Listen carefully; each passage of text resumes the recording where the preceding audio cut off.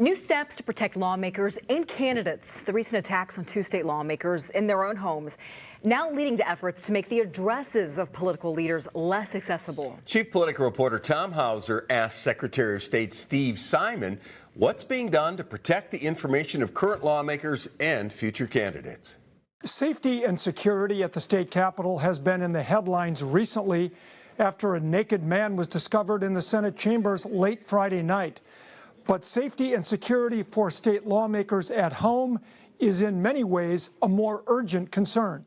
The idea that a gunman impersonating a police officer would show up at the front door of state lawmakers in the middle of the night used to be something no one ever thought about. After the shootings of House Speaker Emerita Melissa Hortman and Senator John Hoffman, now it's something all lawmakers think about when it comes to safety and security. We're just going to redact personal address information for now until the legislature tells us to do otherwise when they come back in February, just to be safe. Secretary of State Steve Simon says it was too late to redact home address information in the latest hard copies of the Blue Book Legislative Manual. By coincidence, the Hoffman and Hortman pictures and bios are side by side, with Hoffman's address listed while Hortman's was not. In the online version of the book, all lawmaker addresses have been removed. It will stay that way until lawmakers decide if they want to list their addresses.